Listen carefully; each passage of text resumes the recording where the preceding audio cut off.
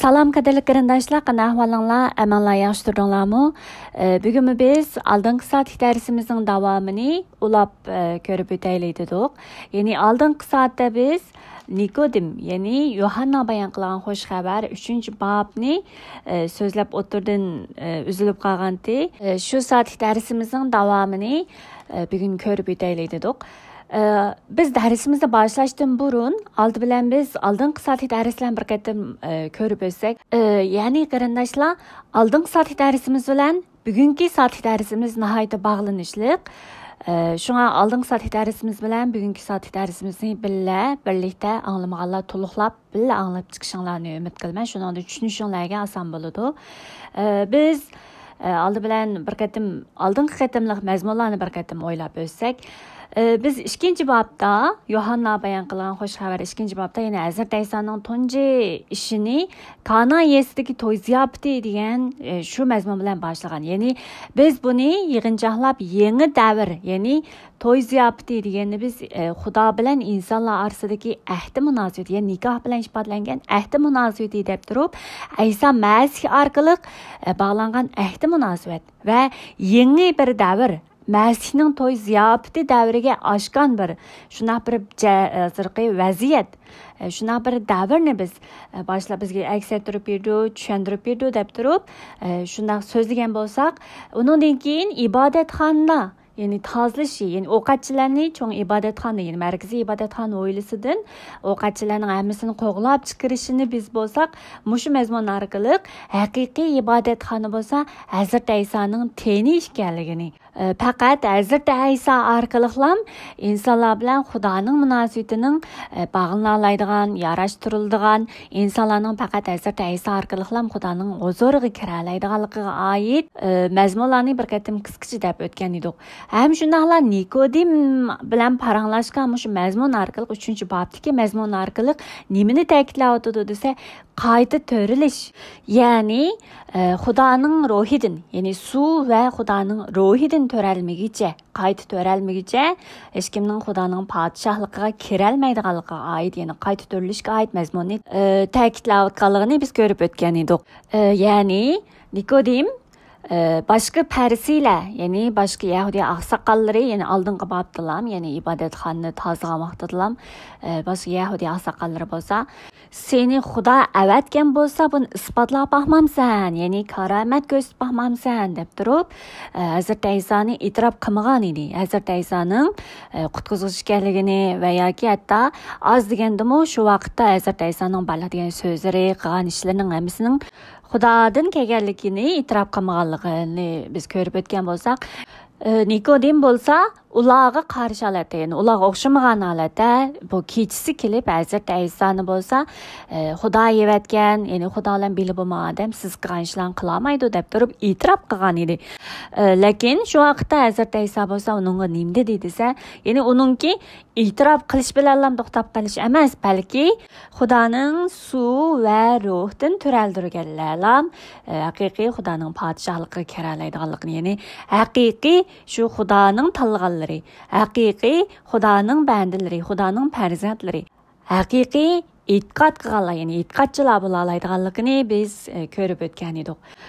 Biz oldingi qatimliq mazmun bilan birlikda, ya'ni oldingi qatim 3-bab 1-oyatdan 11-oyatgacha mazmunni ko'rib o'tgan bo'lsak, bugun yana shu yerdagi mazmunlarni ozroq to'liqlab turib, 12-oyatdan 21-oyatgacha bo'lgan mazmunlarni ko'rib chiqaylik. Ya'ni oldingi qatim biz o'qib chiqqanligimiz uchun bu mazmunni o'qimaylar, bevosita biz mazmunni kirib ketaylik.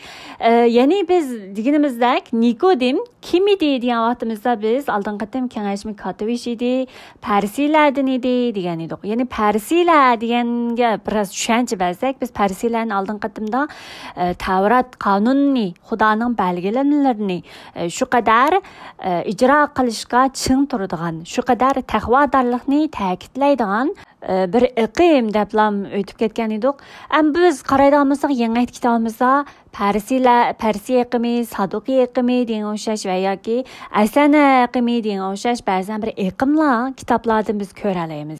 Endi bu Parsiyalar bilan bu Saduqiy iqimdagilar qanday paydo bo'ldi, ko'nahdadan bormaydi deyapmiz, unday emas. Ya'ni Isroillar Babilon tarafidan sürgün qilinib sürgün qilingan vaqtida, shu vaqtda Babilon tarafidan sürgün qilingan vaqtlarda faqat Isroillar emas, ya'ni Janubiy Yahudiyalar emas, shu vaqtda yana atrofdagi nurg'un allamu bu Babil imperatorligi, ya'ni bu Babilon mustamlikini kuchaytirib, cho'ngaytib territoriyasini kengaytib atrofdagi allani yutib olgan shunday bir vaqtlar edi. Shunday vaqtda bular alay qilingan, alay bo'lgandan keyin Babilda shu 70 yil turinglar degan emasmi? Yeremiyani o'qisanglar, mayli Yeremiyada aniq deysizlar, faqat 70 yil surgunda bo'lsizlar degan o'xshash. Ya'ni Yeremiyada oldin aytganiga o'xshash, ya'ni Babilonda surgunda vaqtida bu Babil imperatorligi kim parchalanib Persiya, ya'ni Farislar imperatorligi, ya'ni Farislar kuchaydi shu vaqtda. Farislar vaqtida, ya'ni Koresh podshoh tarafidan, ya'ni Isroillar qaytdi dedik emasmi? Yerusalimga qaytdi. Yerusalimda qayt ibodatxonani, ya'ni ikkinchi qatimli ibodatxonani qurishga boshlaydi dedik. Dal shunday bir qism yahudiylar garchi Yerusalimga, ya'ni Yahudiyaga qayt qurishni boshlab qilgan bilan, ya'ni shu vaqtda ya'ni davriy o'zgarish boshlandi. Ya'ni Farislar keyin ojizlashib, Grek imperatorligi, ya'ni Yunan yerda tiklanishga, kuchayishga boshladi. Ya'ni Yunan bo'lsa 260 yildak qad ko'tarib turdi shu vaqtda. Shu Yunan vaqtida, ya'ni Grek imperatorligi davri vaqtida dal shundaq bular Yahudilar surgunda vaqtida, surgun bo'lib ketgan vaqtlarda qaysi tilni ishlatadi desak, aram tilini ishlatgan bular. Keyin Grek davrida bo'lsa, bular Grek tilida so'zlashga, Grek tilini bular o'zining tiliga o'xshash qo'llanishga majbur bo'ladi. Dal shunday vaqtlarda ham bu ko'nahda kitoblar bo'lsa, ya'ni muqaddas kitob Grek tiliga tarjima qilindi. Ya'ni 72 kishi tarjima qilgan, 70 kishi tarjima degan LXX degan shu tarjima nusxasi shu vaqtda paydo bo'ldi. Mana shunday Grek davrida bo'lsa bu Yahudilar orasida Makabiy inqilobi deb bir inqilob, bir qo'zg'olon ko'tardi. Ya'ni bular o'zlari mustaqil bo'lishni xohlab, ya'ni bu shu Tavrat ustozlari, kahin laviylarniki boshlamchiligida qilgan bir Makabiy inqilobi degan bir inqilob bo'ldi. Mana shu inqilobni cho'rdigan asosda, shu inqilobning oldidagi davriy sharoitlar tufaylidan bu Yahudilar Saduqiy iqimdagilar bo'lsin va yoki Parsiya iqimdagilar degan o'xshash shunday iqimlarga bo'linib ketdi. Shu davrdan boshlab, shu biz yangi kitobimiz ko'rgan Parsiya iqimdagilar, Saduqiy iqimdagilar va Asana iqimi degan o'xshash iqimlarning barliq kelishi dal shu vaqtlardan boshlangan desak bo'ldi. Shunga o'xshash bularning ichida Parsiya iqimdagilar bo'lsa, Xudoning so'zlarini, Tavrat bo'lsin va yoki boshqa yozmalarni hammasini amdan o'rganib, Xudoning so'zlarini, har bir so'zlarini bular ijro qilishga, itoat qilishga shu qadar kuch chiqaradigan shunday bir iqim, ya'ni saqlab Xudoning so'zini saqlashga, Xudoning so'ziga itoat qilishga shu qadar tirishchanlik qiladigan, Xudoning so'zi haqida izdindigan shunday bir iqim dedik.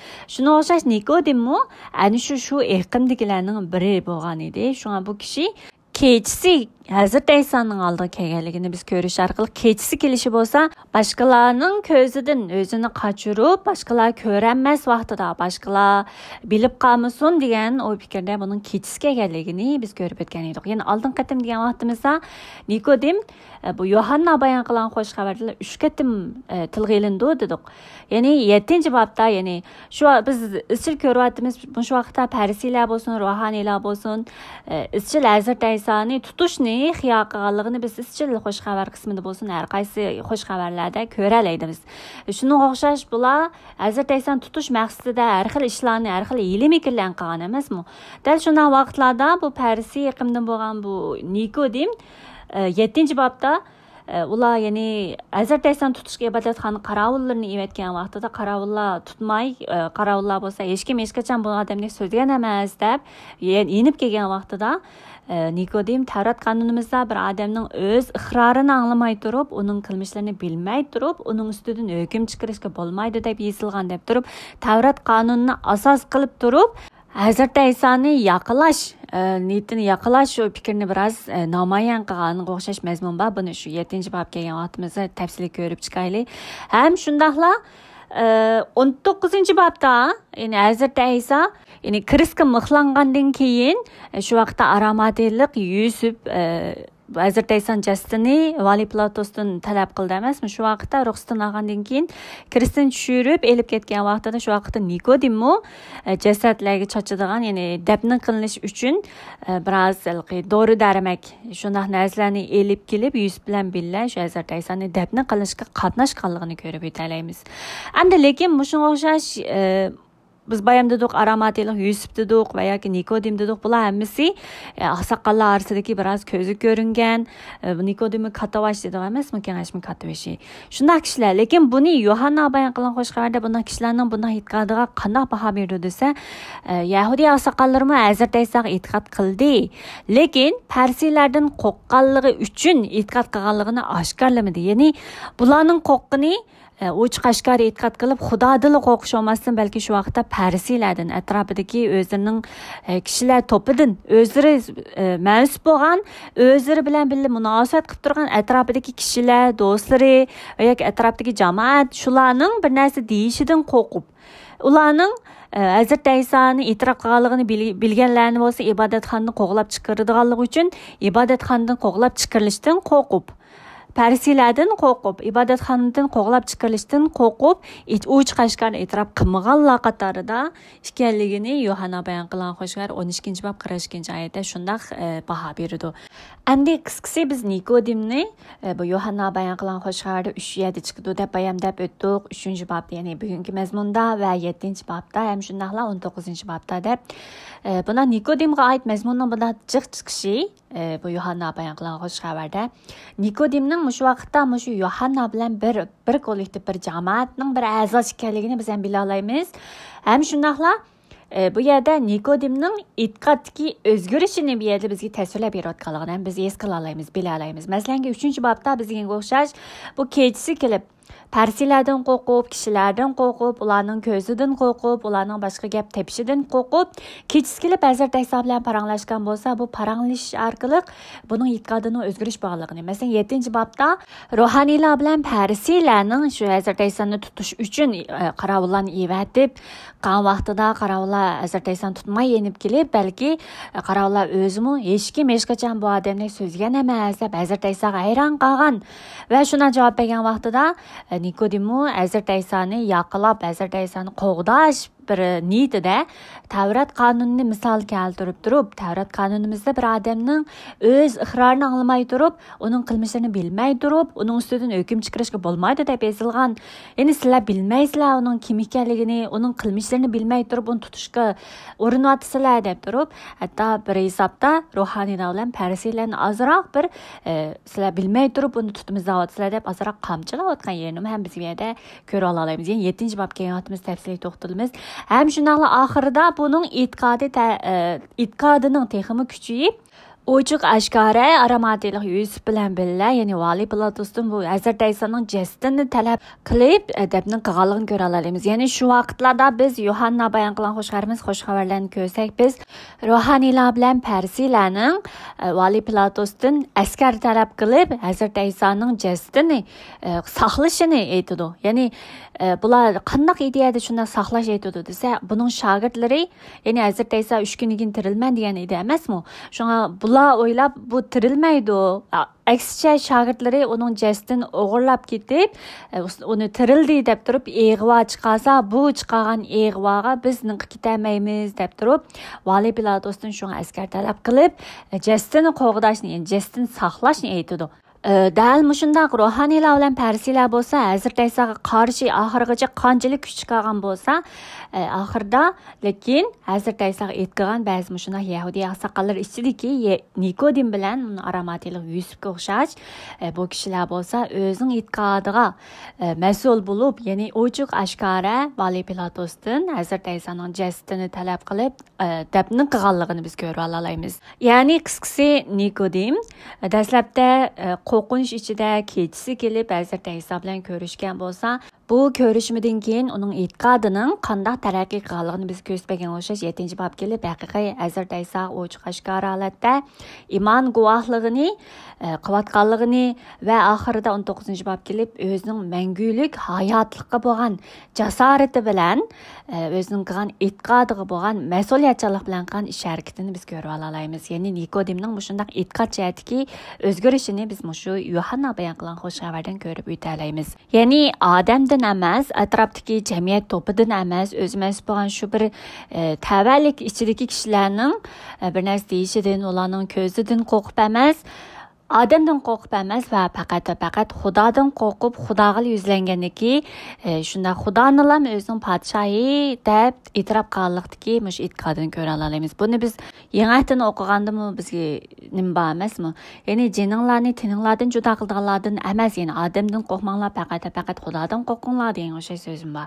Ham shundaqla shu vaqtlarda, ya'ni elchilarning so'zlaridimi Elchilar faoliyati degan qarasaqmi biz mush Yahudilarning qanchalik shogirdlarining ishlari qarshi turganligini degan vaqtida bu Petrus, Yohannalar bo'lsa, Xudoning oldida sizlarga itoat qilishimiz to'g'rimi yoki Xudog'imi buning o'zinglar bir nima danglar deb turib, ochiq oshkora o'zlarining e'tiqodiga guvohlik berayotganligini, Rabbning so'ziga guvohlik berayotganligini, o'zining qanchalik mustahkam holatda boshqalardan qo'rqib emas, balki Hazrat Aysoga bo'lgan ishonchidan kelgan shuna bir jasorat, kuch-qudrat bilan ochiq oshkora butkul olam oldida o'zining e'tiqodini jakarlab Hazrat Ayso guvohlik berganliklarini biz ko'ra olamiz.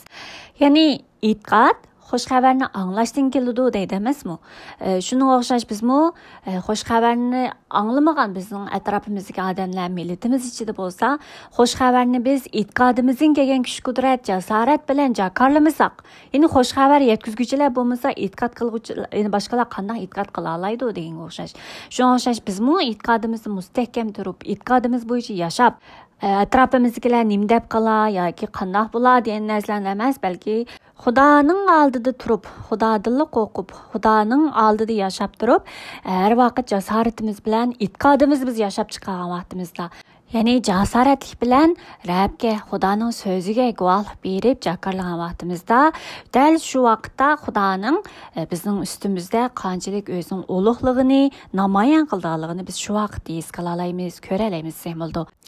Bundan deyish desak, ya'ni e'tiqodimizni ochiq oshkora e'tirof qilish desak, kimning oldida bo'lsa, men degan e'tiqodchi deb qo'yib, amaliyotda hayotida bo'lsa, shu atrofidagi dunyoning odamlarining o'y-fikrlariga o'xshash o'y-fikr qildigan, dunyoning odamlari qanday yashasa shunday yashaydigan, dunyoning iqimi qanday bo'lsa shu iqimga ergashib shularni qilib boqqisi keladigan, atrofdagi odamlardan, dunyoning odamlaridan hech farqi yo'q holatda yashab, e'tiqodsizlar bilan farqlanmaydigan holatda unda yashash, Xudoning nomiga shon-sharaf keltirish bo'lmasdan, balki aksicha Xudoning nomiga dog' keltirish bo'ldi bu. Dal mushunda farqlar tufaylidan bugungi 3-bobdagi mazmunda Hazrat Ayso deydi, uni e'tirof qilish bilan emas, balki suv va ruhdan turalganlarla adamning Xudoning podshohligini ko'ra oladi deydi. Ya'ni qisqasi eg'izil e'tirof qilganlarning hammasi e'tiqodchi bo'lmasdan, balki haqiqiy yangidan turalganlar, yangi hayotlik bilan yashaganlar, ya'ni Xudo ato qilgan shu yangi hayotlik ichida yashaganlar, Xudoning ruhi bilan turalganlar, andan keyin Xudoning podshohligiga kira oladi. Ana shular haqiqiy e'tiqodchilar da'vatqanligini biz anqara olamiz. Biz oldin qatdan bu suv va ruhdan turalganlar degan so'zni biz Hazrat Aysoning bo'lsa, Azakal payg'ambar 36-bobdagi so'zni bu da'vatqanligini, ya'ni Xudoning men subsizlik suvini ustinglarga chachaman, buning bilan sizlar pok bo'lasizlar, sizlarni hamma pasqaliginglardan, butlaringlardan poklayman deb turib, bu suvdan poklash, ya'ni suvdan turilish deganlikni Xudoning kechirimi, ya'ni bizning har xil gunohlarimiz, nopokliklarimiz, illatlarimizdan, ya'ni Xudoning barcha gunohlarimizni kechirim qilib bizning paklishini suv chachiman deb turib, bu suvdan turilishga suv chechish bizning paklishini dalmushu suvdan turilish deb qaratganligini biz ko'ra olamiz. Ya'ni buning g'oyat Afasga yozilgan 5-bob 26-oyat qaraydigan bo'lsak, Ayso Masihning o'zini qurbon qilishga maqsadi e'tiqodchilar jamoatchiligini Xudoning so'zi va suv bilan yuvish orqali, ya'ni bizning biz e'tiqodchilarning barcha gunohlarimizni yuyish orqali gunohlarimizni pok qilish kerakligini ham bunday qilishi e'tiqodchilar jamoatchiligini har xil illatdan gunohdan va yetarsizliklardan xoli qilib shon sharafli holda o'z oldiga xuddi shu to'yda ko'chirilishga tayyorlangan go'zal qizdek pok va ayibsiz qilish uchunligini deydi. Shuningga o'xshash sudun törilish deganimiz dal Xudoning bizning barcha gunohlarimizni kechirim qilishiga simvol qilib turib, bizni Hazrat Iso orqali gunohlarimizni pok qilganligini dal mushu sudun törilishga simvol qilayotganligini biz ko'ra olamiz. Bayam afasli islohotni ko'rdik. Ham shunalar rimliq islohot 6-bob qaraydigan bo'lsakmi, shu vaqtda biz cho'mildirilishni qabul qilgan vaqtimizda Iso Masihga bog'langanligimiz uchun uning o'lim bilan bog'landik. Shunga biz cho'mildirilish orqali Iso Masih bilan birga o'lib, birga ko'mildik degan o'xshash mazmunlar bor. Ya'ni suvga cho'mildirilish, ya'ni bugungi bizmi Hazrat Isoga e'tiqod qilganligimizni va Xudoning oldida tavba qilganligimizni ifodalash uchun suvga cho'mildirilishni qabul qilamiz. Sizlarmi suvga cho'mildirildinglarmi bilmadim. Dal shunday suvga cho'mildirilishimiz bo'lsa, Hazrat Isoga bo'lgan e'tiqodimiz bilan Xudoning bizning gunohlarimizni poklaganligining shunday bir simvol ekanligini biz bila olamiz. Masalan, elchilarmi, ya'ni Petrus, Yohanna mushu Hazrat Iso elchilarining faoliyati qaraydigan bo'lsak, ular xush xabar tarqatgan vaqtida izchil gunohlaringlarning kechirim qilinish uchun yomon yo'llaringlardan yenib tavba qilinglar hamda Iso Masihga e'tiqod qilganliginglarni ko'rsatish uchun cho'mildirilishni qabul qilinglar. Shunday qilsanglar Xudo sizlarga muqaddas ruhni ato qildi deb izchil xush xabar tarqatganligini biz ko'ra olamiz. Shuningdek, qisqasi sudun törilish va ruhdan törilish deb turib, sudun törilish bo'lsa, Xudoning barcha gunohlarni kechirim qilganligini va bu gunohni kechirim qilinishning Hazrat Iso orqali bo'lganligini va shunga Xudoning oldida biz inson tarafdan bo'lsa, Xudoning oldida gunohlarimizga tavba qilib yomon yo'llarimizdan yenib haqiqiy e'tiqod qilganligimizni bildiradigan, ko'rsatadigan ish bo'lsa dal suvda cho'mildirilish ekanligini. Endi Xudoning ruhidan turalish deganimiz dal shu azaki payg'ambarning 36-bobda oldin Xudo o'zi deganidek, men sizlarga yangi qalb berman, ichinglarga yangi bir ruh solaman, teninglardagi tosh yurakni elib tashlab mehrli bir qalbni ato qilman, mening ruhimni ichinglarga kirgizib amr farmonlarim bo'yicha mang'uzman deganidek bayam elchilar faoliyati deganga o'xshash Xudoning oldida gunohlarga tavba qilib yomon yo'llardan yenib Hazrat Iso e'tiqod qilganligini bildirish uchun suvga cho'mildirilgan vaqtida dal Xudoning ruhining bizning qalbimizga o'zining ruhini, ya'ni muqaddas ruhini ato qilganligini, dal bizning muqaddas ruh orqali Xudoning amr farmonlarini anqirab, tushunib, itoat qilib mang'alaydigan bo'lganligimizni, ya'ni muqaddas ruh ato qilgan shu iltifot kuch qudrat bo'yicha biz Xudoning oldiga kelib, Xudoning amrlari bo'yicha mang'alaydigan shunday bir yangi hayotni yashalaydiganligimizni ko'rsatmoqchi. Dal mana shunga o'xshash Nikodimga degan Hazrat Isoning, ya'ni e'tirof qilish bilan emas, ya'ni Hazrat Isoni Xudoning avatgan qutquzuvchisi deb eg'izlab e'tirof qilish bilan emas, balki haqiqiy tavba qilib, ya'ni Xudoning oldida tavba qilib, yomon yo'llardan yenib, suvga cho'mildirilishni qabul qilib, ham shunday Xudoning ruhi, ya'ni muqaddas ruh orqali muqaddas ruhning yetaklashi, muqaddas ruhning bergan kuch qudrati, iltifot orqali biz har kun Xudoning oldiga kelib, Xudoning so'zini anglay oladigan, Xudoning so'zini anqira oladigan, tushuna oladigan shunday bir yangi bir hayotlikqa, yangi bir, ya'ni qaytadan to'ralganga o'xshash yangi bir hayotlikqa erishib, yangi bir hayotni yashay oladiganligimizni bu yerda da'vat qilgan ko'ra olamiz. Ham shundaqla bu iltifot, ya'ni Xudoning ato qilgan muqaddas ruhi va muqaddas ruhning bizga kelgandiki, bizga ato qilgan bu iltifotlarning bo'lsa, inson kuchidan va yoki har qanday insonning tirishchanligi va amallari bilan emas, faqat Xudoning iltifoti bilan Xudo o'z ato qilganligini tushuna olamiz.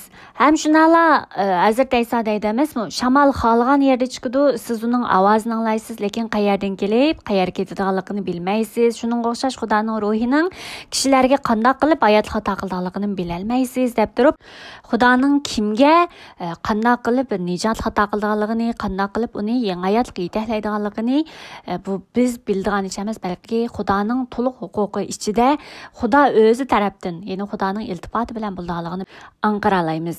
Dal mushagacha mazmunlar biz oldingi qatim ko'rib chiqqan mazmunlar. Shu oldingi qatimki mazmun bilan bugungi mazmunni birga anglasanglar, mencha tushuna olishinglarga texmi yordam bo'ladi deb o'ylayman. Ma'qul amsa bugungi mazmunga kelsak, biz oldingi qatim 11-oyatini bilib qo'yingki, biz bildiğimizni va ko'rganimizni esaqmi sizlar yanala bizning guvohligimizni qabul qilmayapsizlar degani Xudoning biz dedik emasmi? Bu Hazrat Isa sudin va Xudoning ro'yidan turalmagicha degan gaplarmi hammasi, ya'ni Nikodim bilan qilishgandagi bu so'zlar hammasi Xudo allaburun 7-8 asr burunlam mayli Yeshaya payg'ambar orqali bo'lsin, mayli Ezekiel payg'ambar orqali bo'lsin va mayli boshqa payg'ambarlar orqali so'zlagan allaburun so'zlab jakarlab uqtirib bo'lgan mazmunlar edi emasmi? Dal shundoq allaburun payg'ambarlar shundoq jakarlagan bo'lsa-mu, ammo mushu payg'ambarlarni kishilar ishonmasdan ularga qarshilik qilib, ularni haqoratlab, hatto ularni xorlab, qandoq o'ldirib, shundoq nurg'un askarliklarni qilgan.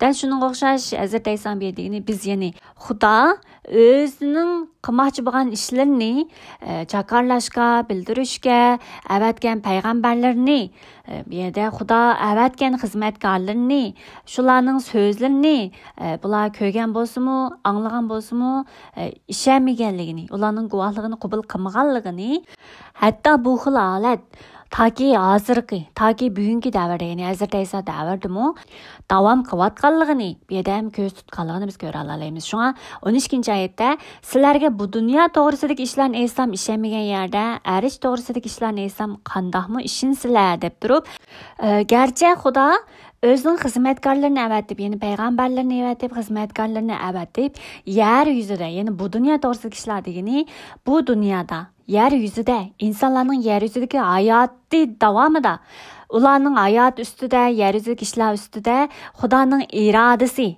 o odamlar orqali, shu odamlar to'bi orqali Xudoning amalga oshirmoqchi bo'lgan irodasini, garchi Xudo izchil burundan tortib payg'ambarlar orqali bo'lsin, burundan tortib izchil yer yuzida amalga oshirmoqchi bo'lgan o'zining irodasini dab kelgan, aytib kelgan, so'zlab kelgan, jakarlab kelgan, hatto bishoratlar orqali oldin aytib kelgan bo'lsa-mu, ishonmagan emasmi kishilar. Dal shunga o'xshash Hazrat Iso'mu bu dunyo to'g'risidagi ishlarni aytsam, ya'ni dal shunga o'xshash bu dunyoda yer yuzida amalga oshirgan Xudoning barcha yer yuzidagi amalga oshirmoqchi bo'lgan ishlarni va amalga oshirgan ishlarni yer yuzida hayotinglar ustida qilmoqchi bo'lgan ishlarni sizlarga deb bersammi, ishonmagan yerda deb turib, arish to'g'risidagi ishlarni aytsam qandoqmi ishinsizlar deyishi, bu yerda arish to'g'risida degan gap, ya'ni Xudoning bu yerda biz bayon dedik, Yohanna bayon qilgan xush xabarda mangulik hayotlikni ko'proq ta'kidlaydi, so'zlaydi dedik emasmi? Endi arish to'g'risidagi ishlar deganimiz biz dunyoni vaqt ichidagi mavjudlik, ya'ni hayotimiz bo'lsin, bu dunyo bo'lsin, vaqt cheklimiz ichida bo'ldi dedik emasmi? Endi mangulik hayot deganimiz bu vaqt cheklimisidan halqigan, vaqt ichidagi emas, balki mangulik ichidagi hayotimiz. Ya'ni bizning Hazrat Isa orqali erishgandagi mangulik tava bo'lgan hayotimiz, mangulik hayotimizga doir ishlar ekanligini biz bu yerda ko'rib olamiz. Ya'ni 11 va 12-oyatda Hazrat Isa nima demoqchi desa, Xudoning payg'ambarlar orqali yer yuzida insonlarni qanday poklaydiganligini va insonlarni qanday qilib o'zining huzuriga boshlaydiganligini, ularni qanday qutqizganligiga oid mazmunlar, ya'ni qisqasi Hazrat Isoning kelishiga oid mazmunlarni va Hazrat Isa orqali Xudoning amalga oshirmoqchi bo'lgan shu ishlarni allaburun xizmatkorlar bo'lgan payg'ambarlar orqali yillar, asrlar burun xalqiga, o'zining xalqi bo'lgan Isroillarga jakarlab, oldin bishorat berib qolgan bo'lsa-mu, amdi Hazrat Isa yer yuziga kelgan vaqtida dal shu Xudoning shu ishlarining, dal shu irodasining amalga oshirilish uchun qutqizuvchi bo'lib Hazrat Isa yer yuziga kelgan vaqtida bo'lsa, ishonmayapti emasmi? Shuning o'xshash Xudoning yer yuziga oid insonlar orasida qilmoqchi bo'lgan ishlarni oldin aytgan bo'lsa-mu, ishonmagan yerda amdi men orqali, ya'ni Hazrat Isa orqali erishadigan yangi hayotlik va mangulik hayotlikqa oid. Mangulik hayotlik deganimiz dal dunyodan algan, ya'ni vaqt cheklimasidan algan, mangulik ichidagi shu hayotga oid so'zlarni qilsam, qandoq ishinasizlar, qandoq tushunalaysizlar deyotganligini biz bu yerda aniqlaymiz. Ham shundoqla Hazrat Iso ulab turib, hech kim arishdagi ishlarning qanday ekanligini bilmaydi. Chunki hech kim arishdan tushgan emas, lekin inson o'g'li bularni biladi, chunki u arishdan tushgan deb turib, Xudoning burun yer yuzida qilmoqchi bo'lgan ishlarini oldin jakarlatish uchun, oldin so'zlash uchun avatgan xizmatkorlari, ya'ni payg'ambarlar bo'lsa, dunyodan kelgan faqat va faqat Xudoning aytgan so'zlarini jakarlaydigan, dunyodagi ishlarni ham jakarlab beralaydigan shunday xizmatkorlar bo'lgan bo'lsa, ammo Hazrat Isoning bo'lsa, arishdan kelguchi ekanligini, ya'ni xudolik rolini, bu yerda xudo ekanligini alayda jakarlayotganligini, alayda uqtirayotganligini biz ham bu yerda aniqlaymiz. Ya'ni Nikodim bo'lsa, Hazrat Isoning oldiga kelib, sizning Xudo avatgan bir ustoz ekanligingizni bilmaysiz. Chunki Xudo bilan bilib bo'lmagan odam siz ko'rsatgan bu karomat va mo'jizalarni qat'iy ko'rsamaydi deb turib, Xudo avatguchi ekanligini e'tirof qildi va Xudo bilan birlik ekanligini e'tirof qildi. Ammo Hazrat Iso bo'lsa, Nikodimga nima deydi desa, faqat e'tirof qilish bilan emas, balki yangidan turilish, ya'ni Xudoning sudidan va ruhidan turalmaguncha Xudoning podshohligiga hech kim kirolmaydi degan so'zini olgan bo'lsak, endi hozir bu mazmunda bo'lsa, faqat Hazrat Isoning Xudo avatgan, Xudo bilan bilib bo'g'ich ekanligini bilish bilan, e'tirof qilish bilan emas, balki Hazrat Iso o'zining Xudo ekanligini da'vatganligini, ya'ni Nikodimga Hazrat Iso o'zining bo'lsa, Xudo bilan birga bo'g'uchi, Xudo avatgan biri, ya'ni Xudo avatgan ustoz bo'lmasdan, bo'lib qolmasdan, balki o'zining dal Xudo ekanligini da'vatganligini biz aniqlaymiz. Ya'ni 11, 12, 13 oyatlarda Hazrat Isoning Nikodimga bo'lsa, garchi Xudo burun insonlar orzidan o'zi chaqirib olganlarni, ya'ni xizmatkorim deb chaqirib olganlarni, tanlab olganlarni bularga avat deb yer yuzida o'zining qilmoqchi bo'lgan, amalga oshirmoqchi bo'lgan ishlarni,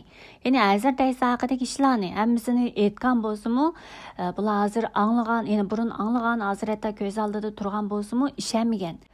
Endi ko'z oldidagi bu kishi bo'lsa, Xudo bilan birga bo'lgan, Xudo avatgan biri, ya'ni Xudo avatgan ustoz bo'lib qolmasdan, balki o'zining dal shu Xudo ekanligini deb turib, ya'ni men arishdan kelgan, arish to'g'risidagi ishlarni desam, qandoq ishinasizlar. Burun xizmatkorlarimni avatib yer yuzida amalga oshirmoqchi bo'lgan ishlarni, ya'ni men to'g'rimdagi ishlarni burun aytgan bo'lsam, ishonmagan tursanglar, endi men arish to'g'risidagi ishlarni aytsam, qandoqmi ishinasizlar deb turib, o'zining arishdan kelguchi, o'zining Xudo ekanligini hamda o'zining barhaq hozir jakarlayotganlarning dal barhaq amalga oshiriladigan, dal shu Xudoning mangulik hayotga, insonlarning hayot ustidagi, yer yuzidagi lam, insonlarning yer yuzidagi hayotidagi to'g'risidagi ishlar ham bo'lmasdan, balki insonlarni Xudoning podshohligi ichidagi, Xudoning mangulik podshohligi ichidagi shu mangulik hayotiga oid ishlarni jakarlagan, ya'ni uqtirayotganligini Nikodimga alayda bir eskartayotganligini biz aniqlaymiz. Endi 14-oyatda dal tushdan yasalgan yılan Musa payg'ambar tarafidan cho'lda o'layotganlarning qutuldirilishi uchun limda egiz ko'tarilgandek, inson o'g'li bo'lgan menmu shunday egiz ko'tarilishim kerak. Shunday bo'lganda menga e'tiqod qilganlarning hammasi mangulik hayotga erishadi deb bu so'zi, ya'ni 14 va 15-oyatdagi mazmunlar dal Nikodimning 9-oyatida deydi emasmi Nikodim. Bu ish qanday mumkin bo'lar? Ya'ni Xudoning ruhi orqali turilish, ruhiy hayotlikka ega bo'lish, ruhiy hayotlikka erishish, Xudoning podshohligiga kiralaydigan shu Xudoning ruhidan turilish qandoqmi mumkin bo'ladi deb Nikodim so'ragan emasmi? Dal shuningga Hazrat Isoning javobi 14 va 15-oyatlardagi dal shu javoblar ekanligini bu yerda aniqlaymiz. 14-oyat qaraydigan bo'lsak, tushdan yasalgan yılan Musa payg'ambar tarafidan cho'lda o'layotganlarni qutuldirish uchun limda egiz ko'tarilgandek, inson o'g'li bo'lgan menmu shunday egiz ko'tarilishim kerak deb bu yerda inson o'g'lining egiz ko'tarilishi degan gap bu yerda Kiris ustidagi o'limini nazarda tutayotganligini biz bu yerda aniqlaymiz. Chunki bu mazmun, ya'ni cho'l bayovindagi safar degan, ya'ni Tavratning 4-qism bo'lgan cho'l bayovindagi safar, ya'ni cho'lda deb qisqartib ataydi. Dal shu cho'l bayovindagi safarning 21-bob 4-oyatdan dal shu 9-oyatlardagi qadar mazmunlar qarasanglar, dal mushu bugungi Yohanna bayon qilgan xo'sh xabar 3-bob 14-oyatdagi mazmunni dal shu vaqt yuz bergan boshlangan mazmun, ya'ni cho'ldagi safarning 21-bob 4-oyatdan 9-oyatgacha bo'lgan mazmunlar shu. Ya'ni Isroillar o'rtag'idan, ya'ni Qizil dengizga boradigan yo'lga chiqib, Idomdan aylanib o'tmoqchi bo'lgan vaqtida kishilarni aytdi, taqatsizlandi. Bular nurg'un cho'l bayavondalar yurdi emasmi? Shunga o'xshash ular taqatsizlanib, Xudo va Musodan ag'rinishga boshlaydi emasmi?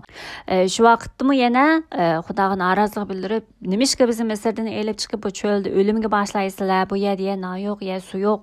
Unisiga bu arzimas nondan deb turib, ya'ni mannadan, bu nachar mannadan to'yib ketdik deb Xudoning ato qilgan mehr shafqati bilan ato qilgan manna, mehr shafqatlardan amisidan norozilik qilgan emasmi? Shuning bilan Xudo ularning orsiga zaharlik yilonlarni avatdi va yilonlar nurg'un Isroillarni chaqib o'ldirib, oxirida ular yana Musoning oldiga kelib yolvordi.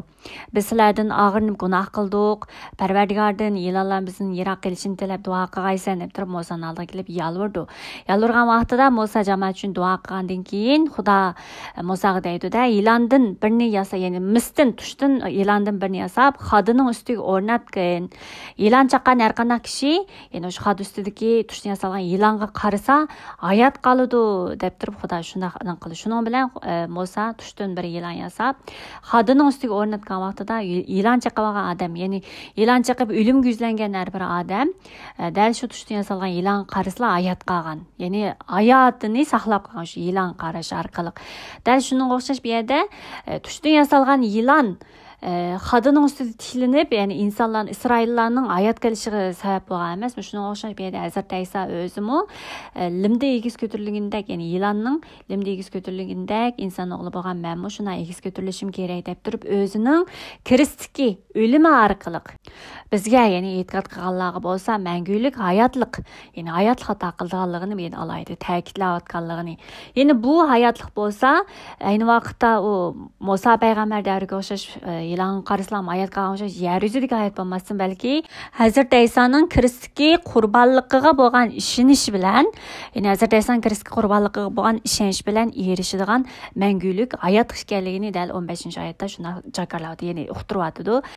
Ya'ni qisqasi, o'lim oldidagi insonlar o'zining gunohga yam bo'lib, o'limga, qorong'ulikqa mahkumligini sezgan insonlar, Isroillar Xudoga umidini bog'lab, Xudoning mehr shafqatiga ishonib, shu yilonga qarab hayotga erishgandek, gunohkor inson Kristga maqlangan Rab Isa orqali Xudoning vujud chiqargan qutquzishiga ishonganda, Rabning oqqizgan qini bilan o'zining gunohining yuyilganligiga ishonib, Rabga e'tiqodini bog'laganlar, umidini bog'laganlar bo'lsa, Xudoning ularga ato qilgan mangulik hayotligiga erishadiganligini, ya'ni Rab bilan birga Kristga maqlanib, birga ko'milib, Rab bilan qayta tirilgandek, o'limdan hayotlik o'tib, mangulik hayotlikka erisha oladiganligini bu yerda da'vatganligini biz hamon qaralaymiz. Endi keyingi oyat 16-oyatga qaraydigan bo'lsak, Xudo dunyodagi insonlarni shu qadar so'ydiki, o'zining birdan-bir yegona o'g'liga e'tiqod qilgan har bir kishi halok bo'lmay mangulik hayotga erishish uchun uni qurbon bo'lishga avatib berdi degan bu mazmun ham oldingi mazmunga, ya'ni 14-oyatdagi mazmun bilan ham munosabati bor. Ya'ni shu vaqtda Isroillar Xudoga bo'lgan norozilik, Xudoga bo'lgan itoatsizlik, Xudoga bo'lgan og'irnish bilan Xudo oldida gunoh o'tkazib, shu o'limga yuzlangan vaqtida ular yana o'lish oldida turgan, o'lim xavf oldida turgan vaqtida Xudo yana ularga yilonni, ya'ni tushdan yasalgan yilonni tiklab, shu qarasa hayot qilganlarni uqtirgan emas, ya'ni o'lim emas, balki hayotlikni ularga doim har qanday ahvol ostida hayotlik yo'lini Xudo izchil ularga ko'rsatib kelgan, hayotlik yo'lini ularga bildirib, yetaklab kelgan edi. Ham shuningga o'xshash dunyodagi insonlarmi dastlabdan boshlab, ya'ni Havoni bilan Odam oti davridan boshlab biz buni, ya'ni yangi darsimizni boshlashdan burun dal shu Xudo haqida tushunishlik nuqtalar degan bir mazmunimiz, ya'ni bir soat, ya'ni savol javoblarga o'xshab qolgan. Shu mazmunda biz alay ta'kidlab o'tgan Xudoning insonlarga mehr muhabbati deganning nima ekanligini. Ya'ni shunga o'xshash butkul inson Бүткіл insan şu Adem atı bilen Havan'dın davrdan başlap ruhit ölgen, yani ölümdün başka, lanetden başka şuna bir akıbeti yok, şuna bir ahval astıda Xuda insanını kutkuzuş üçün, şu ölümnün neştiridin, мәңгүлük lanetten kutkuzuş üçün, kutkuzuş yolunu insanlar qandaq aşkallığını biz tepsil körüp ötken edik. Hem şunala kutkuzuş yolu, yani insanlarni şu ölümden, мәңгүлük ölümden, lanet işidin, ölümnün neştirden kutkuzuduğanlığının, yani kutkuzuş yolunun, dal şu kutkuzuşni qandaq amalga aşırdıganlığının, Xudanın bütkül insanlarni ölümden kutkuzuşdaki birden-bir iradesi, planının dal Hazret İsa işkenligini, barcha muqaddas mazmunlar arqılıq Hazret İsa'ga merkezleşkenligini biz dep ötken, yani bilalaymiz. Dal şunun oxşaş, Xuda dünyadaki insanlarni söygen boğaşka. Yani Xudanın insanlığa boğan söygisi tüpeylidin.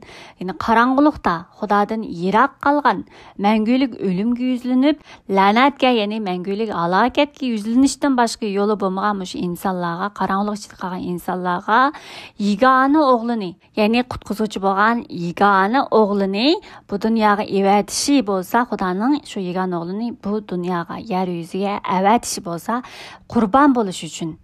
Yani insanların günahı üçün, insanların lanetleri üçün, şu insanların barlıq günahları, lanetlerini öz üstü gelip kurban buluşqa. Yani kurban buluşqa evetkenligini. Gerçi Hazret İsa özü padişah bolsumu, özü Xuda bolsumu, yeryüzüge insanların arısı kelişi bolsa, kurban boluş üçün, ulanın günahlarını öz üstü geliş üçün kegelligini bir yerde davatıdı. Hem şundaqla, dal muşunun oxşaş yigan oğlunun yeryüzüge kelişi bolsa, yigan oğluğa itiqat qılgan her bir kişinin bolsa, alayh bolmay. Yani мәңгүлük alaket yüzlenmezden belki мәңгүlük hayatqa erişiş, yani мәңгүlük hayatlıqqa eriştiriş keligini. Hem şundaqla 18. ayette dəlmiş yigan oğlunun yeryüzü gelişi bolsa, insanlarını sorak qilishqa emas, sorak tartışqa emas. Çünkü Xuda özü, yani Hazret İsa özü Xuda idi. Özü alemnin padişahı idi. Özü padişah duruqluq, yeryüzüge padişahlık nimesi bilen kelmezsin, belki insanların hizmetini qilishqa, insanlara kurban, insanların günahı üçün kurban buluşqa, ularning bar lanet, günahlarını, napaylıqlarını öz üstüge, öz zimmisi gelip ular üçün kurban buluşqa geldi. Gerçi özü padişah bolsumu, gerçi özü alemnin yaratquchisi Xuda bolsumu, yeryüzüge insanlarını sorak qilishqa, yani özü itaatsizlik qilgan, özü qarshi turgan şunda insanlarını Allah qilmasın, belki özü itiqat qilganlarni bolsa, мәңгүlük hayatlık eriştirişki geldi. Hem şundaqla özü yeryüzüge padişahlık salayeti bilen, yani padişahlık salayeti bilen yeryüzük insanların günahları, lanetleri, adaletsizlikleri, şularni sorak qilishqa, sorak tartışqa emas, bu qadim insanlarni qutkuzishqa. İnsanlarni şu günahının içidin, şu itaatsizlikleri içidin, şu napaylıkları içidin kutkuzuşqa kelganligini. Şuna Hazret İsa'nın yeryüzüge kelişi bolsa, yani yeryüzüge bu Xudanın yigan oğlunun yeryüzüge kelişi bolsa, kurban boluş üçün, ularni kutkuzuş üçün, мәңгүlük hayatlıqqa eriştiriş üçün kelganligini.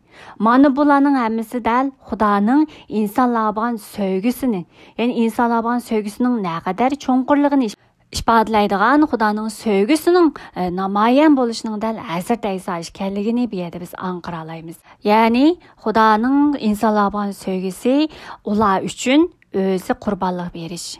Özünün hayati bedeliga ularni qutquzuş. Denge oxşaş dal Hazret İsa üstüde dal Xudanın söygüsünün, mehir muhabbetinin namayan boğanlığını bir yerde ifadelep bereleydi. Hem şunala davamlıq 18. ayet qaraydiğimizsak, onun itiqat qılganlar sorak tartılmaydı. İtiqat qılmaganlar bolsa, allı burun sorakı tartılgan boludu. Çünkü ular Xudanın yekigan oğluğa itiqat qılmagan dep, Hazret İsa'nın insanlarını qutquzguchi boluşu bilen birge yana insanlarını sorak tartquchi işkenligini bir yerde bizge yo'rtib beryapti. Yani biz bu nuqtani ko'rsatilgan ikkinchi xat, ikkinchi bab 14-15 oyatlarda nihoyatda aniq tushunamiz, shuni bilib ko'rish orqali. Yani Xudo shukr, Xudo hamish bizni Isa Masih orqali o'zining zafar qo'shinida bo'lishga muyassar qilib, biz orqali xush xabar yetkazish bilan uni tunishning xushburuqini hamma yerda chashmoqda. Mana biz qutquzildiganlargami, alay bo'ldiganlargami chechildigan Aysa Masihning Xudoga atgan xushpurqidirmiz. Bu xushpurak alay bo'ldiganlar uchun o'lim purqi bo'lsa, qutquzildiganlar uchun hayotlik purqidir deb Aysa Masihning xush xabar, ya'ni Aysa Masih orqali ifodalangan Xudoning plani, irodasi, Xudoning haqiqati orqali Xudoning insonlarni dal shu haqiqatga asosan so'roq tortadiganligini ham bu yerda namoyon qilganligini biz ko'ra olamiz. Shuningga o'xshash dal bu haqiqatga, ya'ni Aysa Masih orqali namoyon qilgan bu haqiqatga ishonganlar, Xudoning oldida tavba qilganlar, o'zining gunohlari, nopayliklari, yomonliklariga tavba qilib, yomon yo'llardan yenib, Xudoga qaytganlar, haqiqatga qaytganlar, haqiqat yo'lida manganlar bo'lsa, qutquzilishga, ya'ni shu Hazrat Aysa orqali qildi emasmi?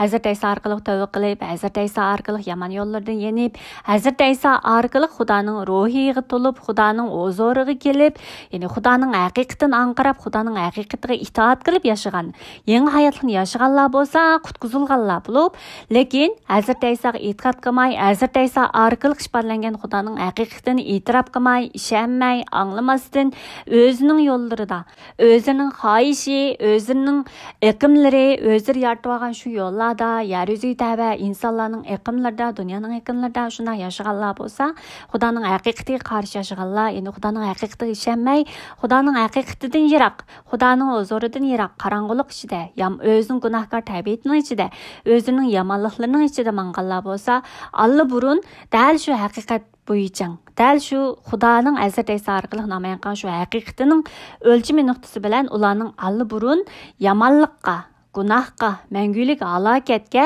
allaburun jakarlanganligini, ya'ni Xudoning hukmining allaburun jakarlanib, ularning mangulik halokatga allaburun hukm qilinganligini bu yerda da'vat qilganligini biz anqiralaymiz. Masalanga biz sud mahkamalari qaraydigan sud mahkamasi eng oxirgi qarorlar bo'yicha, guvohliklar bo'yicha, shu oxirgi qaror bo'yicha ba'zini gunohkor deb hukm qilsa, ba'zini bo'lsa gunohsiz deb hukm qildi emasmi? Dal shunga o'xshash Xudoning hukmi qarori bo'lsa, dal Aysa Masih orqali namoyon qilgan Xudoning haqiqati bo'lib, dal shu haqiqatga ishonganlar bo'lsa, Xudoning haqiqati yo'lida manganlar bo'lsa, Xudoning ular uchun tayyorlagan mangulik hayotligiga erishib, qutquzishga erishganlar bo'lsa, aksicha uni rad qilganlar, Hazrat Aysa orqali namoyon qilgan Xudoning haqiqatiga ishonmaganlar bo'lsa, allaburun shu vaqtda gunohga, ya'ni o'zining gunohkorligini, o'zining gunohkor ekanligini, o'zlari jakarlaganligini bu yerda da'vat qilganligini biz anqiralaymiz.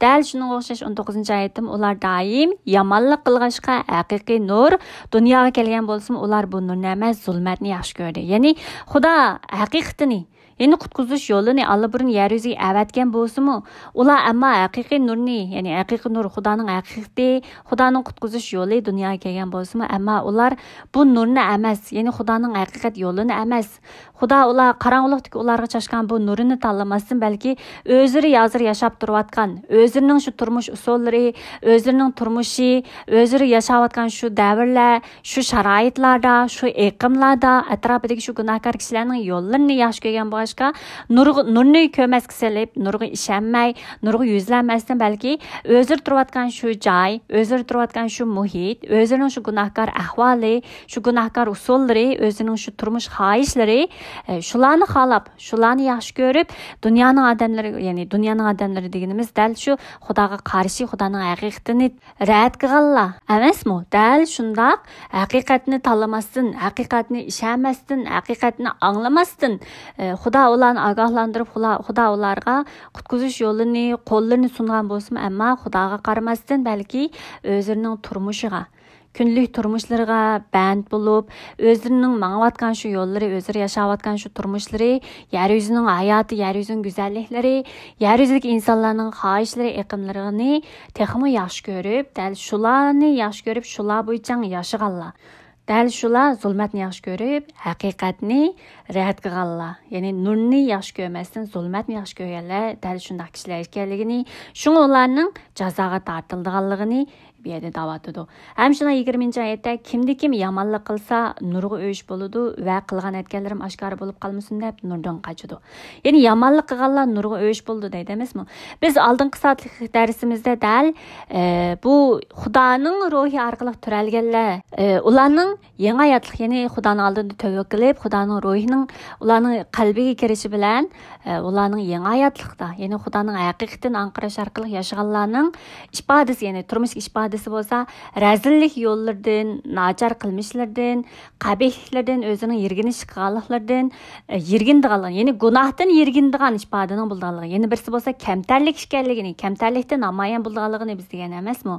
Ya'ni haqiqatga qaytganlar Xudo orqali yengilib, ya'ni Xudoning ruhi orqali yengilib, qaytadan to'ralganlar bo'lsa, razillikdan, yomonlikdan yirginib, razillikka o'sh bo'lib, zulmatga o'sh bo'lib, yomonlikdan yiroq turganligini, ularning shu qadar kamtar holatda, ularning hayotida, turmushidagi har bir ishlarda kamtarlik bilan namoyon bo'lganligini biz ko'rgan bo'lsak, endi uning aksicha dal zulmatni yaxshi ko'rgan, ya'ni razillikni yaxshi ko'rgan, haqiqatni yaxshi ko'rmagan, haqiqatdan yiroqdagi kishilar, zulmatdagi kishilarning ifodasi bo'lsa, ularning nurga o'yish bo'lganligini.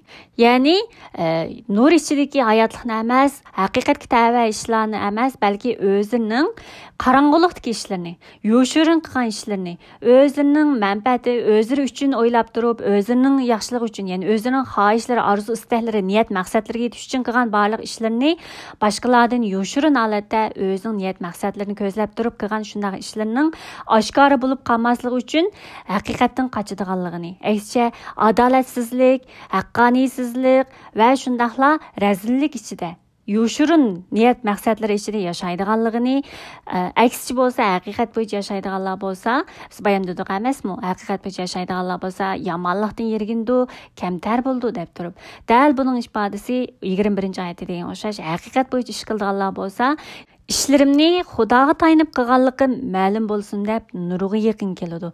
Ya'ni ishlarimni Xudoga tayinib qilganligim, ya'ni ishlarni, har qanday turmushdagi har qanday ishlarni, turmush yo'llarini, har bir ishlarda Xudoga tayinish. Ya'ni o'zining Xudoning iltifoti bo'lmasa, Xudoning mehri shafqati bo'lmasa, Xudoning irodasini anqiramaydiganligini va Xudoning irodasi yo'lida mangadigan hatto kuch qudratining yo'q ekanligini, shunga faqat va faqat Xudoning irodasi, Xudoning shu o'ziga ato qilgan kuch qudrat bilan, Xudoning mehri shafqati bilan, Xudoning irodasi yo'lida manglaydiganligini e'tirof qilgan haqiqiy kamtarlar bo'lsa, dal shu har bir ishlar dal shu Xudoning mehri shafqatidan kelgan, hammasi dal Xudoning irodasi va Xudoning mehri shafqati bilan mening ustimda, hayotim ustida Xudoning irodasi, hayotim ustida ma'lum bo'lsin deb turib, har kun har bir ishlarda Xudoga tayinib, Xudodan so'rab, Xudoning irodasini chaqirib, Xudoning so'zining oldiga kelib, Xudoning so'zi orqali anqirab, Xudoga tayinib har bir ishlarni Xudoga topshirib turib, Xudo bilan birga bo'lishga shu qadar intilganligini, Xudoni chaqirib, Xudoning oldiga kelib kamtarlik bilan har kun o'zini isloh qilganligini, Xudoning so'zi, Xudoning yo'ritishi bilan har bir kunlarni, har bir ishlarni yashaydiganligini da'vat qilganligini biz anqira olamiz. Xo'sh, bugungi mazmunni yig'incha olsak, bugungi mazmunda Xudoning podshohligini ko'ra oladiganlar, Xudoning podshohligiga kira oladiganlar bo'lsa, Xudoning ruhidan to'ralganlar ekanligini. Ya'ni Xudoning ruhidan to'rilish bo'lsa, dal Hazrat Iso orqali, ya'ni Xudoning ruhidan to'rilishni, yangi hayotlik ato qilishni, Xudoning ruhidan to'rilib, mangulik hayotlikka erishishning dal Hazrat Isoning kirisiga qurbonligi orqali namoyon bo'lganligini, shunga dal shu Hazrat Isoning qurbonligi, ya'ni kirisiga qurbonligiga ishonganlar, Xudoning Hazrat Isoning kirisiga qurbonligi orqali amalga oshirgan shu irodasi bo'lgan insonlarni, ya'ni yer yuzidagi insonlarni poklash, ularni barliq nopokliklardan poklash, pokizlash ishlarning dal Hazrat Isoning kirisiga qurbonligi orqali tamomlanganligini va shuningla Xudoning Hazrat Isoni olamning podshohi bo'lgan, olamning egisi bo'lgan, dal shu o'zi Xudo bo'lgan Hazrat Isoni yer yuziga avatishi bo'lsa, ularni qutqizish uchun, ular uchun qurbon bo'lish uchun va ularni mangulik hayotlikka erishtirish uchun ularni avatganligini, shunga Hazrat Isoga e'tiqod qilganlar, uni haqiqiy tuniganlar, Onunğa e'tiqod qilish orqali Xudoning ro'yidan turalganlar, Xudoning muqaddas ro'yiga erishganlar, Xudoning muqaddas ro'yi orqali ruhiy hayotlikqa erishganlar bo'lsa, qutqizishga, ya'ni mangulik hayotlikqa erisha oladiganligini va shundoqla buni yana ifodasi, Xudoning ro'yi orqali turalganlarning ifodasi bo'lsa, gunohdan, yomonliklardan yirginib, gunohdan yiroq turishga, ya'ni gunohdan yirginib, kamtarlik bilan har ishini har vaqt Xudoning oldida, Xudoning so'zi bilan, anqirtishi bilan, Xudoning so'ziga tayanib yashaydiganligini, ammo bunda haqiqatga ishonmaganlar, Xudoning irodasiga, Xudoning tamomlagan bu ishlariga ishonmaganlar bo'lsa, ya'ni haqiqiy nurga ishonmaganlar, zulmatni yaxshi ko'rguvchilarning bo'lsa, dal shu zulmat ichida, qorong'ulik ichida, o'zining gunohkor bo'lgan orzu xohishlari, niyat maqsadlari ichida yashab, niyat maqsadlarini ko'zlab, har kun o'zining shu niyat maqsadlari, o'zi tutgan yo'llari, o'zining irodasi, orzu xohishlari bo'yicha shu orzu xohishini qo'llab yashaydiganligini biz bu mazmunlar orqali yig'inchoqlay olamiz. Ham shundoqla Xudoning dünyadaki insanlar bo'lgan shu qadar sevgisi, ya'ni mehr muhabbati deb yangi ahdidagi, ya'ni Yuhannada Xudoning sevgisini dal Hazrat Iso ekanligi orqali, ya'ni Xudoning mehr muhabbatining Hazrat Isoning ustida to'liq mukammal namoyon bo'lganligini yo'rtib bersa, bu ham Ko'hna ahdining eng oxirgi qismi bo'lgan Malaki 1-bobni o'qisanglar, shu vaqtda Parvardigorning o'zining xalqiga bo'lgan mehr muhabbatini so'zlaganga oid mazmun bor. Ko'hna ahdining xalqi bo'lgan Isroillar Xudoning mehr muhabbati, bizga ko'rsatgan mehr muhabbati rostmi? Xudo bizga qanday mehr muhabbat ko'rsatdi ajiba degan o'xshash Isroillar o'zining qiyin bo'lgan shu turmushi, sharoiti, o'zining kunlik turmushlari ichida ular doim Xudoga qarab, ya'ni Xudo bizni rost haqiqatan bizni tanlagan rostmi?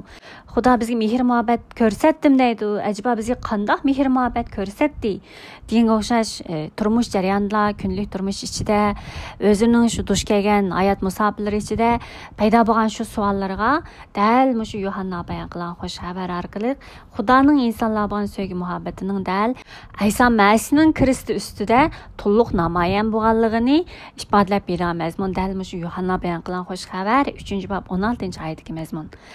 Garchi bu mazmun dal bir jumla so'z bo'lgan bilan, ya'ni Xudoning dunyodagi insonlarni shu qadar so'yishi, Xudoning insonlar bilan mehr muhabbati garchi bir jumla so'z bilan bu yerda Hazrat Isoning Kristga qurbonligi deb turib biz yalagan bilan buning naqadar cho'nqur so'z ekanligini, naqadar bizning yiliklarimizga, bizning tanlarimizga kirib, bizning hayotimizni o'zgartiradigan, bizning butkul hayot musofirimiz jarayonida bizga naqadar ilhom, kuch-qudrat, shu qadar cho'nqur kuch-qudrat ato qilgan so'z ekanligini ham hammalarning tunib yetishini hayotinglar davomida dal shu Xudoning Hazrat Iso orqali namoyon qilgan shu qadar tasvirligisiz, shu qadar cho'nqur mehr muhabbatini hayotinglar bo'yicha sizlarning har vaqt, har ishlaringlarda tunib yetishinglarni umid qilaman. Ma'qul qarindoshlar, bugungi mazmunni mushunchalik ko'rib o'taylik.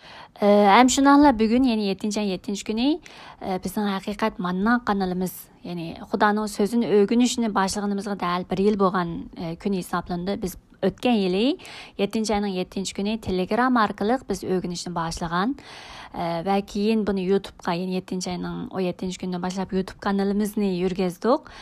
Bu 1 yil jarayonida garchi sizlar bilan bir aloqa, bir ahvollashish bo'lmagan bilan bu 1 yil jarayonida sizlarning e'tiqodiy hayotinglar, e'tiqodga bo'lgan pozitsiyanglar, Xudoning so'ziga bo'lgan tushanchanglar, shularga nisbatan menga xeyli ko'p tushuncha, sizlarga nisbatan xeyli ko'p tushuncha hosil bo'ldi desam bo'ldi. Ya'ni sizlarning qalbinglarni ko'rib turuvchi, sizlarni haqiqiy bilguchi Xudo sizlarning e'tiqodinglarni, e'tiqodiy hayotinglardagi shu hozirgi ahvollaringlarni hammasini Xudo his qildi desam bo'ldi. Garchi biz muhit, bu sharoit, o'rin jihatlardan nurg'un bir cheklamalar tufaylidan biz garchi aloqalashish, paranglashish, ahvol so'rashish degan ishlarni biz qilib ketamagan bo'lsakmi, lekin biz har vaqt Hazrat Isoning ichida biz hammamiz bir tan, bir gavda bo'lgan bo'lg'achqa, bir bog'lanib turgan bo'lg'achqa, duolarda har vaqt sizlarni aslab, sizlarga nisbatan ayrim holatda ahvolinglarga nisbatan sizlarga duo qilib turyapman. Bizning bu kanalimizni aytishimizdagi birdan bir maqsad ham sizlarning Xudoning so'ziga bo'lgan tushunchanglar, ya'ni Xudoning so'zini haqiqiy tunishinglarga yordam berish. Yani beliq berish emas, balki beliq tutishni o'rgatish. Yani Xudoning so'zini qanday o'qish, qanday tushunish, qanday his qilish, Xudoning so'zini tunib qanday itoat qilish, yani o'sha Xudoning so'zi bo'yicha qanday hayotni, yani yangi hayotni qanday yashashni sizlarga shu tunishni hayotlik yo'lini tunishinglarga yordam berishni maqsad qilgan kanalimiz hisoblandi. Bu bir yil jarayonida garchi biz dastlabda har xil usullar orqali bu e'tiqodchilik hayotimizni har xillashtirish uchun har xil programmalarni o'rlashtirib mangishni o'ylagan bo'lsam, lekin o'zim yog'iz zamisini elib bergan bo'lg'achqa yetishga tamay, chunki mening bu yerda sizlardan boshqa qilayotgan ishlarim bo'g'ashqa yetishga tamadim asosan. Hem Telegram'da biz bu yıl yeni yıl kirgan vaqtida birinchi oyda kunda muqaddas kitob o'qaylik deb, kunda 2 bobdan o'qaylik deb boshlagan edik. Bu yarim yil, ya'ni 7-oyning 4-kuni, 5-kuni biz oxirlashtirdik. Nehemiya qismi bilan oxirlashtirdik, kunda 2 bobdan o'qib. Bu o'qishuncha qilgan vaqtimiz biz yangi vaqtda va ko'nakni to'liq boshdan oxiri to'liq o'qish emas, balki shu har davr, har sharoit ichidagi yozilgan, ya'ni Xudoning har davr, har sharoitdagi Xudoning qilgan ishlarni bilishimiz uchun shu har bir davrdagilardan tanlab tartib bo'yicha o'qib chiqdik desam bo'ldi. Buni qilishga maqsad hargiz behuda sizlar, ya'ni o'z oldinglar o'qib olsanglar bo'ladi yoki oyat nurida qo'yib o'qisanglar bo'ldi, anglasanglar bo'ladi, lekin cho'qim bu Telegramda 2 bobdan chiqarishga maqsad, safarbar qilishga maqsad ham Xudoning so'zini, ya'ni shu dastlabdan boshlab qanday ahvol ostida, qanday odamlar orqali qanday ishlar qilganligini tartib bo'yicha sizlarda tushuncha hosil bo'lgan vaqtida sizlarning muqaddas kitobni ko'rishinglarga, muqaddas kitobni tushunishinglarga va har kun Xudoning so'zini his qilib uni tunib yetishinglarga ham yordam bo'lganligi uchun va shundaqla har kun muqaddas kitobni o'qishni o'zinglarga odat qilib turib, Xudoning so'zi bilan yashashni, Xudoning so'zidan uzuq ilishni o'zinglarga yetildirishinglar uchun shunday boshlagan. Qisqasi demoqchi desa, har kun Xudoning so'ziga bo'lgan, ya'ni Xudoning so'zini ko'p o'qib, ko'p anglab, shunaqa vaqtinglarda Xudoning so'ziga bo'lgan tushunchanglar ham cho'nqirlashadi degan o'sha. Shu sizlarning har kun Xudoning so'zini o'qib, anglab, shular Xudoning so'zi bilan yashashni, Xudoning so'ziga tayanib turishni o'zinglarga hayotinglarga haqiqiy maqsad, haqiqiy ma'no qilib yetildirishinglarni umid qilman demoqchi. Ma'qul qarindoshlar, bugungi mazmunni ham bir yillik xulosalarni ham shunchalik qilaylik.